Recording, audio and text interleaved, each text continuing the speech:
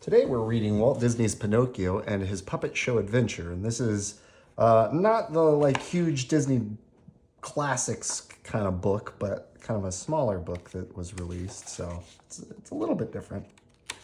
And this was made in 1973. Wow. All right.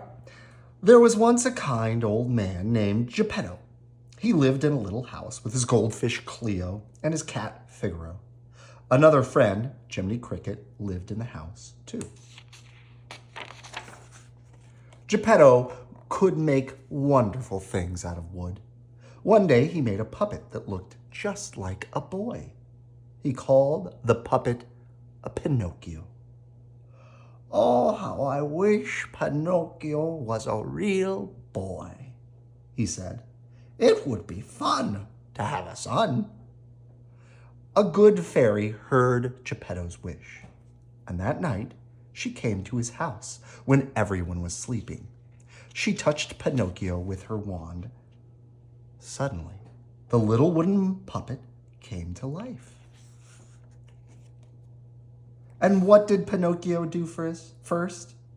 He tried to take Cleo out of the goldfish bowl. "Oh, no, no, Pinocchio," cried Jiminy Cricket. "Put that fish right back." The noise woke up Geppetto. He could not believe his eyes. There was his wooden puppet, singing and dancing. The old man was so happy he hugged Pinocchio. "Ah, my son," he said, "my own little wooden son." Geppetto wanted to cook breakfast for Pinocchio, but there was nothing to eat. "Let me go out and buy some food, Father," said Pinocchio. My, what a good boy you are," said Geppetto. The old man gave Pinocchio some money and a list of things to buy. Jiminy Cricket was not so sure that Pinocchio was a good boy. "Oh, I'll just follow him and see," he said to himself. Pinocchio walked happily down the street. He smiled at everybody. Everybody smiled at him. It was fun to be out in the big world by himself. A boy named Lampwick was also out by himself. Lampwick was not a good boy. He told stories that were not true. He even stole things. When Lampwick saw Pinocchio, he said, "Ah, I bet I can trick that wooden head." "Hi, friend," said Lampwick. "What do you have there?" "Oh, money," said Pinocchio. "I'm going to buy food." "Why not buy candy?" said Lampwick. "It tastes better." "Oh, no, Pinocchio.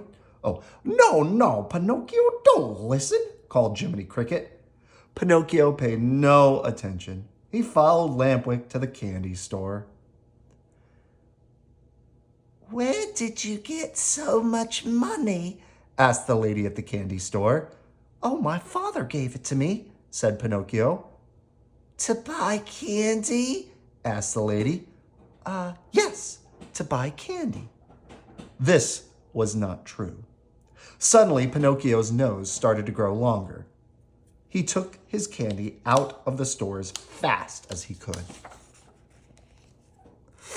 "Here, let me hold the bag," said Lampwick. "It'll be safer with me. I'm bigger." Pinocchio held out the bag of candy, and to his surprise, Lampwick grabbed it and ran away. That was the end of the candy. What happened?" asked Jiminy. "Where's all your father's money?" "I lost it," said Pinocchio. Right away, his nose grew still longer. "Oh, you did not lose the money," said Jiminy. "You used it for candy.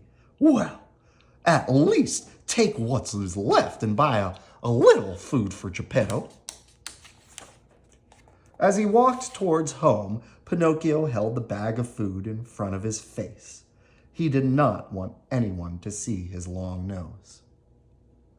A sly old fox and a thin, hungry cat were hiding by a bridge.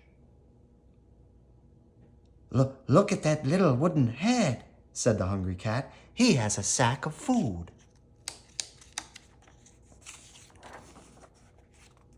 Hello, my fine lad, said the fox. You look like just the sort of boy who might want to see a puppet show. A puppet show? Cried Pinocchio. Oh, yes, I certainly would. How can I get in? Well, I have a ticket, said the fox. If you give us your food, I will give you my ticket. That is your sack of food, isn't it? Oh, yes, said Pinocchio. Another lie. His nose grew longer yet, but he didn't care. He had his ticket. A line of people were waiting to get into the puppet show. They got mad at Pinocchio when he bumped them with his long nose. Better not tell any more lies, said Jiminy Cricket. You already have too much nose for a puppet your size. Step right up, step up, called the man waiting at the ticket stand. Pinocchio stepped up and he gave the man his ticket. Well, this is no ticket, said the man. It's just a piece of paper. Go away, little boy, and take your long nose with you. Poor Pinocchio. He had no money, no food, no ticket, and he sat down on a box and began to cry. Just then, a man peeked out of the tent. The man was Stromboli, the puppet master. My, said Stromboli, a puppet without any strings. Can you do anything but cry, little puppet? Oh, I can dance and sing, said Pinocchio. Show me, said Stromboli. Pinocchio danced, he sang, he turned cartwheels, he even stood on his head. When Stromboli showed his puppets to Pinocchio, he pulled their strings and the puppets kicked their feet. You don't need any strings, said Stromboli. Come with us. You will be the star of our show. Oh, don't listen, Pinocchio. Go home to Geppetto, said Jiminy. But Pinocchio did not want to go home. He wanted to be a star. The show started, and Pinocchio began to dance. Look, no strings, he called. Everybody cheered. But the other puppets had strings. Pinocchio's long nose got caught in those strings, and he crashed to the floor. Everybody started to laugh. Suddenly, Pinocchio was very unhappy. He did not like to have people laugh at him. I'm not such a great star after all, he said. I want to go home to Geppetto.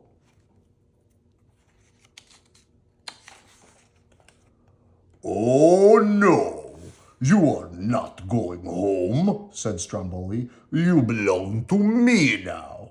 This birdcage will be your home, my little long-nosed friend. Oh, help, called Pinocchio from inside the cage. Let me out. But the puppets could not help. They could not move unless someone pulled their strings. Jiminy could not help either. He was too small, but he could get help. Jiminy ran quickly to Geppetto's house. Geppetto, he called, you must come save Pinocchio. Stromboli, the puppet master, has put him in a cage.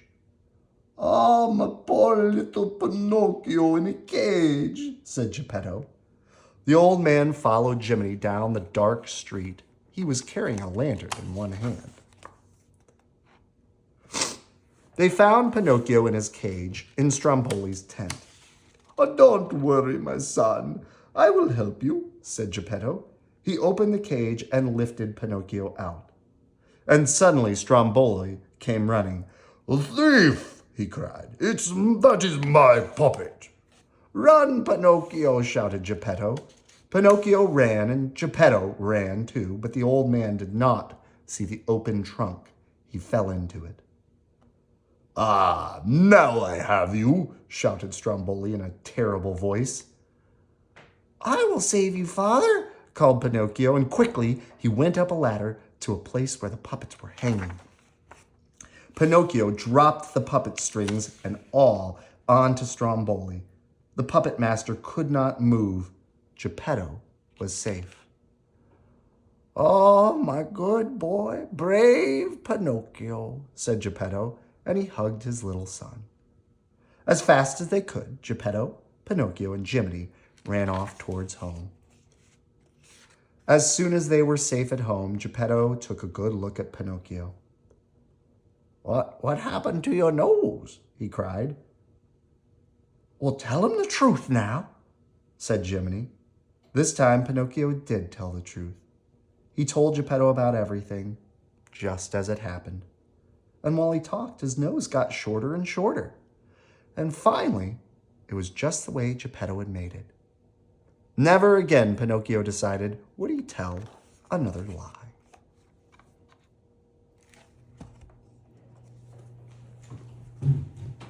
Good night. I love you.